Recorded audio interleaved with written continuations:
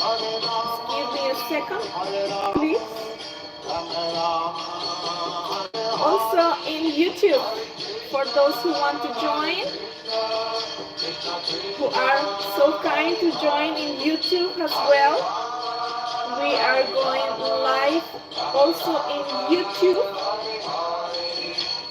For those of you who so kindly want to join me in YouTube as well, I will be very, very thankful with you all, since we are starting to expand this space of Vrindavan meditations, and we want to do it in the best of our capacity. But at the moment in YouTube,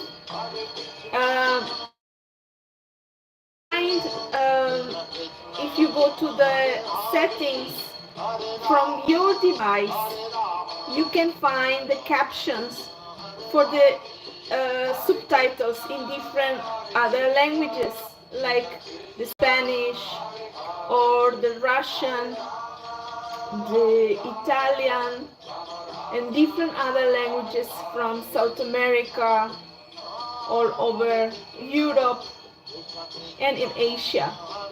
So there is different beautiful devotees, beautiful souls around the globe who are very kind to follow this space, and they would like to have the subtitles. So those subtitles can be available in the YouTube channel. If you want to join there also, even if you don't need the subtitles, I'll be very grateful, very thankful to allow me this opportunity to expand in the level of my capacity on this seva, to glorifying the glories of the Holy Dham, the glories of Sri Krishna in my small and humble capacity, but with all my love. You can find in the YouTube, or we started years ago with the Bhagavad Gita readings that is exclusively in Spanish, but you can, if you like to join, if you like to give us support, you can just go there and show a little support. Then we continue it with the Sri Vrindavan Mahimamrita as well, live from the Facebook streaming only, and we're going to upload to the YouTube as well. And now we are in our second season of Vrindavan Meditations, where we are, where I am reading for you the book Krishna, the Supreme Personality of Godhead, by His Divine Grace, A.C. Bhaktivedanta Swami Prabhupada, who is the founder Acarya of the International Society for Krishna Consciousness. So, this great book of Srila Prabhupada, who is the Acarya, the founder of our International Society for Krishna Consciousness. This is a great book. You can find a lot of knowledge where you can practice all in your daily life. For those of you who are new in the in this path of Krishna consciousness, or in the path of spiritualism, and you like to read a very beautiful book, which the book that will give you illumination in your heart, the book that will help you to expand your consciousness. At the same time, there is the great story about Krishna when he was in this planet more than 5,000 years ago. From all the different spiritual paths that are there, the different forms of the Lord that are there, we can find in Krishna a lot of evidence, archaeologically speaking, in the difference of other forms of the Lord. We can find a lot of history regarding Lord Krishna when he was in planet Earth in the land of Brajabhumi, Bharatvarsha, India. And it's very interesting to get to know the life of Krishna. And in this time we are reading from Srila Prabhupada, who is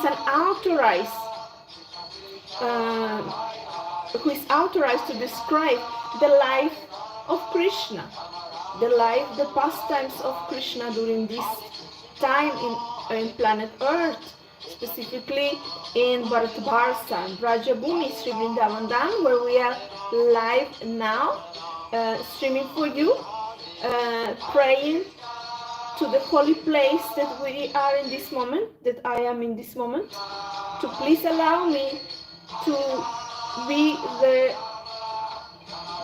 canalization of this energy in this moment, this divine spiritual energy from this holy place, so I can serve to you and be this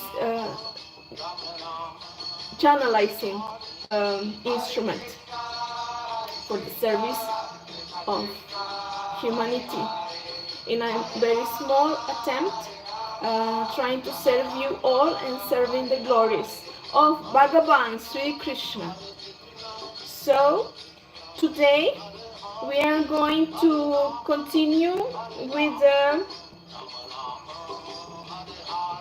Krishna book in the chapter 17. We will continue today with the chapter 17, and since this chapter 17 is a short one, we may continue with 2 chapters or 3 chapters. We'll see how it goes, but the next 2-3 chapters are quite short. So we may read 2 or 3 chapters. We'll see how it goes with time, and waiting for you to join. Now I can start the readings of the Krishna book, the book Krishna, the Supreme Personality of Godhead. Thank you all for being here.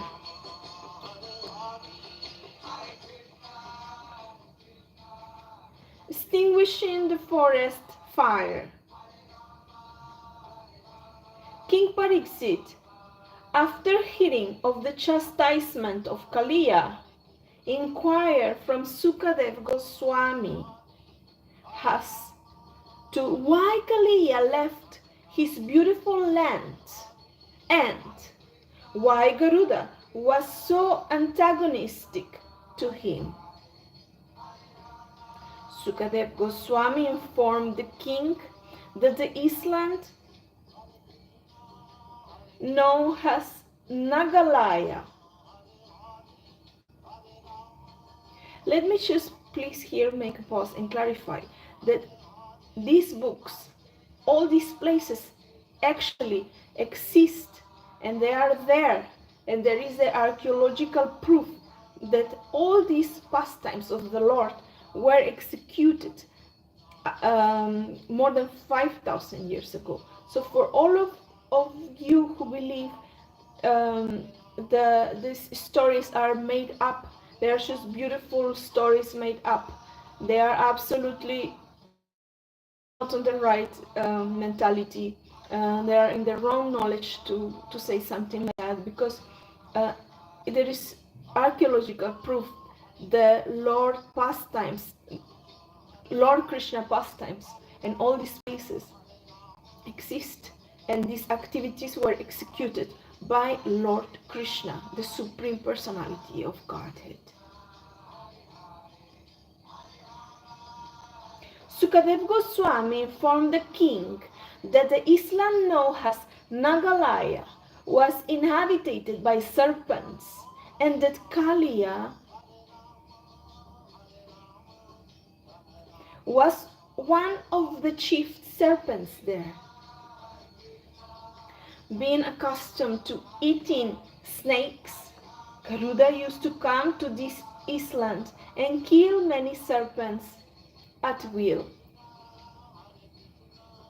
Some of them he actually ate, but some were unnecessarily killed. The reptile the reptile society became so disturbed that their leader, Vasuki, appealed to Lord Brahma for protection. Hare Krishna, welcome, welcome. Lord Brahma made an arrangement by which Garuda would not create a disturbance. On each half moon day, the reptile community would offer a serpent to Garuda. The serpent was to keep underneath a tree as a sacrificial offering to Garuda. Garuda was satisfied with this offering, and therefore he did not disturb any other serpents. But gradually, Kaliya took advantage of this situation. He was unnecessarily puffed up by volume of his accumulated poison, as well as by his material power, and he thought, why should Garuda be offered this sacrifice? He then ceased offering any sacrifice. Instead, he himself ate the offering instead for Garuda. When Garuda, the great devotee carrier of Vishnu, understood that Kaliya was eating the offered sacrifices, he became very angry and rushed to the island to kill the offensive serpent. Kaliya tried to fight Garuda and faced him with his many hoods and poison's sharp teeth. Kaliya attempted to bite him, and Garuda, the son of Tarksha, in great anger and with the great force befitting the carrier of Lord Vishnu, struck the body of Kaliya with his effulgent golden wings. Kaliya, who is also known as Kadrusuta, son of Kadru, immediately fled to the lake known as Kaliya Hrada, which lie between the Jamuna river and which Garuda could not approach. Kaliya took shelter between the water of the Yamuna for the following reason. Just as Garuda went to the island of the Kaliya snake, he also used to go to the Yamuna to catch fish to eat. There was, however, a great yogi known as Saubhari Muni, who used to meditate between the water there, and who was sympathetic with the fish. He asked Garuda not to come there and disturb the fish. Although Garuda was not under anyone's order, being the carrier of Lord Vishnu, he did not disobey the order of the great yogi.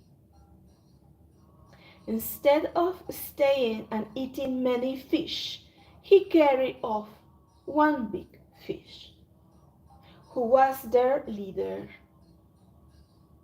Saubhari Muni was sorry that one of the leaders of the fish was taken away by Garuda, and thinking of their protection, he cursed Garuda with the following words: henceforward, from this day, if Garuda comes here to catch fish, then I say this with all my strength, he will be immediately killed.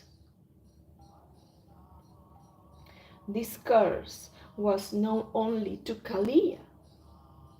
Kaliya was therefore confident that Garuda would not be able to come there, and so he thought it wise to take shelter of the lake between the Yamuna. But Kaliya's taking shelter of Saubhari Muni was not successful. He was driven away from the Jamuna by Krishna, the master of Garuda. It may be noted that Garuda is directly related to the Supreme Personality of Godhead and is so powerful that he is never subject to anyone's order or curse. Actually, the cursing of Garuda, who is stated in Srimad Bhagavatam to be of the nature of the Supreme Personality of Godhead, Bhagavan.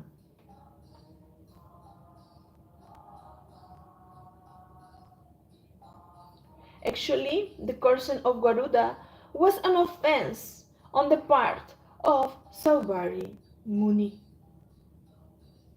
Although Garuda did not try to retaliate, the Muni was not safe from his offense act against a great Vaishnava personality. Due to this offense, Saubhari fell down from his yogic position and afterwards became a householder, a sense enjoyer in the material world. The fall down of Saubhari Muni, who was supposed to be absorbed in spiritual bliss by meditation, is an instruction to the offender of Vaishnavas. Hare Krishna, Balita Dobrodosha.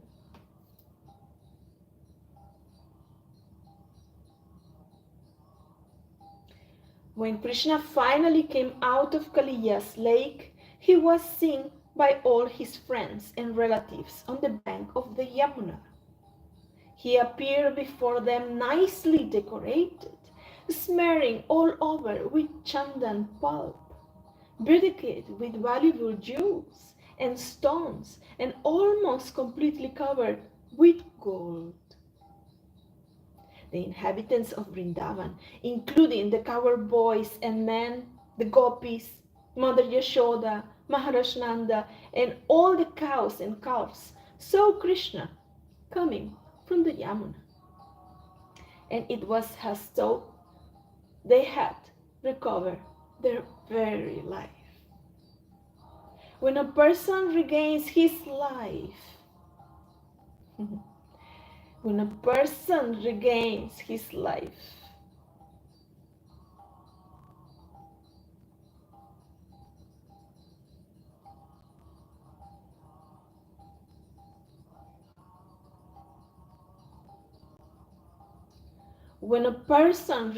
his life, naturally he becomes absorbed in pleasure and joyfulness.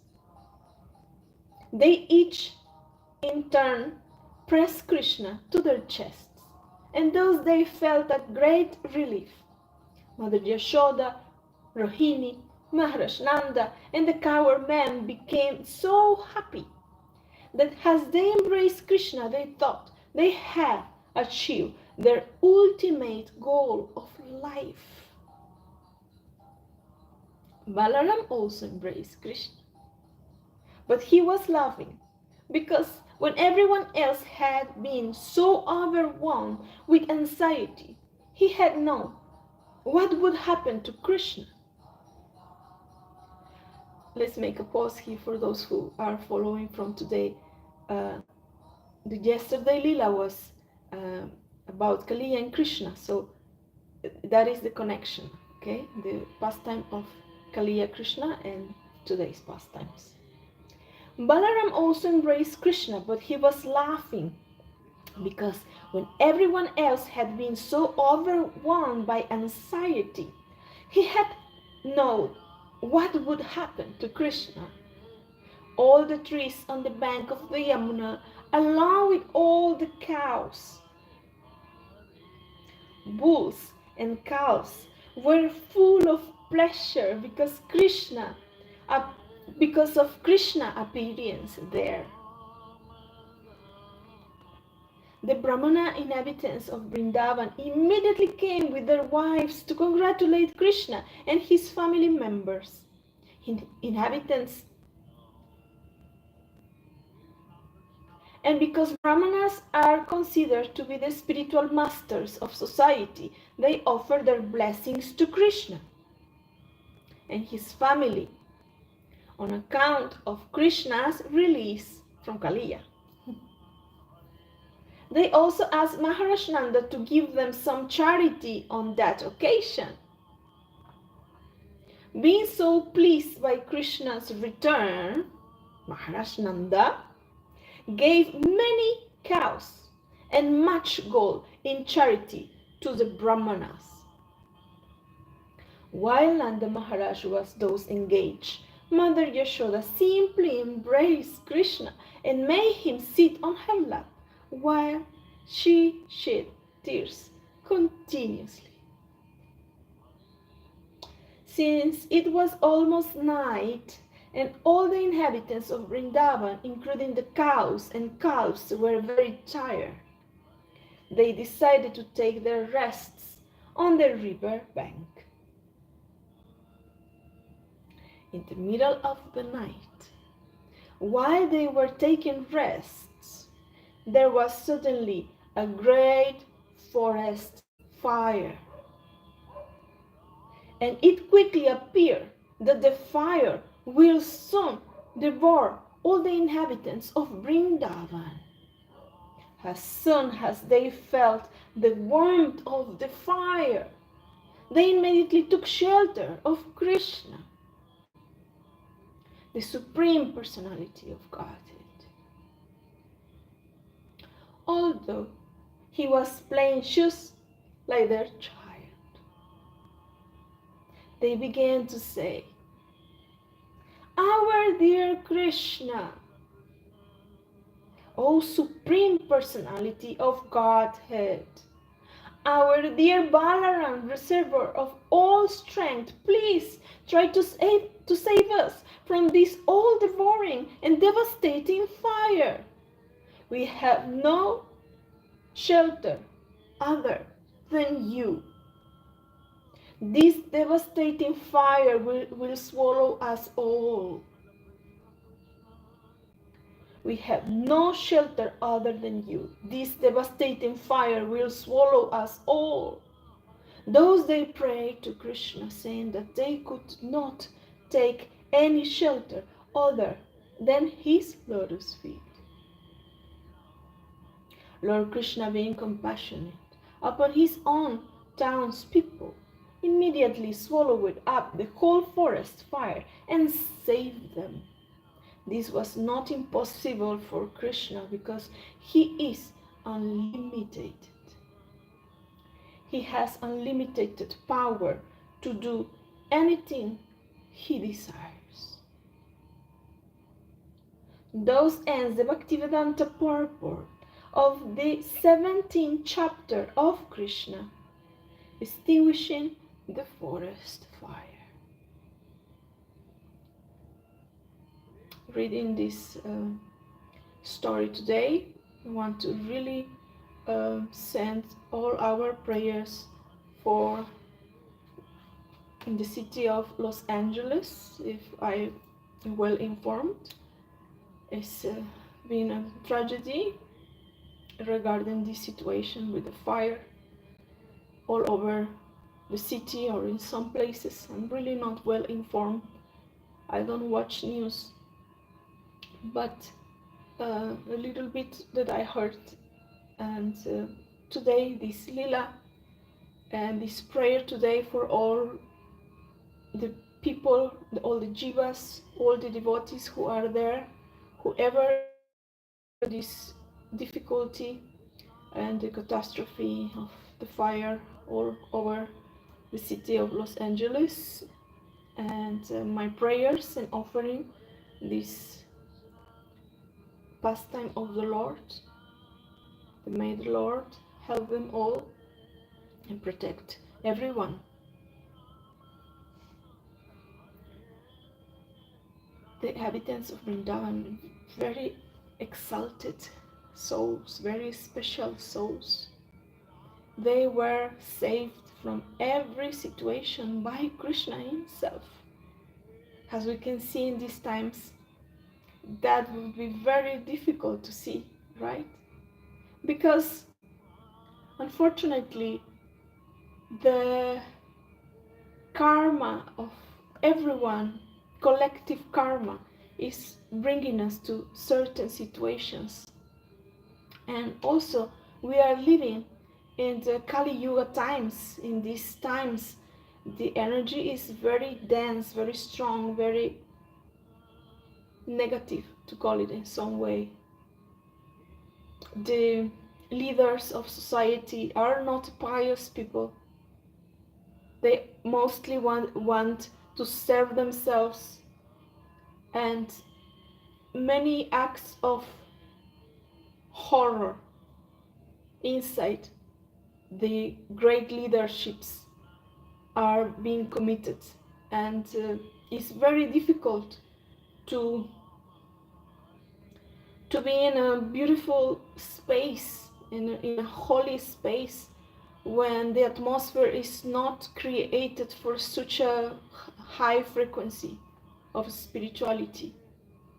That's why it's very important that we try collectively, in the way that we can, to frequency, elevate our frequency by um, doing spiritual activities or doing pious activities, doing good to others, doing good to ourselves, not hurting others, not hurting ourselves. To, at the same time, to expand our consciousness. And that consciousness can be expanded only by acts of goodness or by spiritual activities. We can hear good things, we can speak good things, and we can do good things to others and to ourselves. So let's try to elevate our energy, our frequency, individually and globally. Otherwise, we can only continue seeing suffering. If we really want to achieve peace, first we have to achieve peace in our own life. And for that, we need to invest in our consciousness. We have to, like we invest in anything that we want to achieve. Let's don't let behind our consciousness. It's very important. Also, just like the example of Nanda Maharaj, being so opulent himself, being so rich, having so much,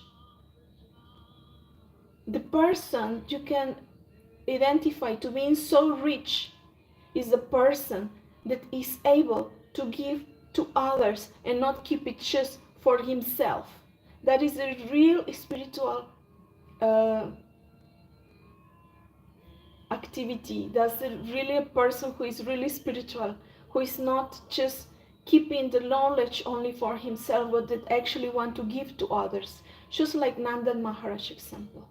The example of somebody who is really opulent and who have his consciousness very elevated is that person who likes to share with others. So that's why we create this space of Vrindavan meditations, trying to leave a little grain of sand in collaboration with humanity, with the world, to try to elevate our consciousness together. Let's keep elevating our consciousness and help each other to elevate our consciousness globally and inspiring others and giving others whatever we have. Because the rich person is not the one who have a lot of material blessings, which is a very pious thing as well. But the really rich person is the one that is ready to share with others, for those in need. We all have something positive, what to give to this, what to let in this world. If we can only work on ourselves, that is very excellent. But if we can share with others, at least an act of kindness, that will make a big difference. So please keep joining us in this Vrindavan meditations, a spiritual space, a divine space. We want to share with you all and elevate the frequency in this material world, which is going through difficult times, and with the time it is only unfortunately going to go in a more dark space, because this is the Kali Yuga times, and really we can only try to do the best that we can individually, but also globally, with whatever we have. Thank you for being here. We'll see you then tomorrow. We completed today the chapter 17, Extinguishing the Forest Fire, and we will meet you tomorrow for the chapter 18. And in this note, just wishing you an amazing day. Thank you for being here. Thank you for your support. And thank you for giving me this opportunity to share with you just a little bit of my heart. Hare Krishna. Until the next time.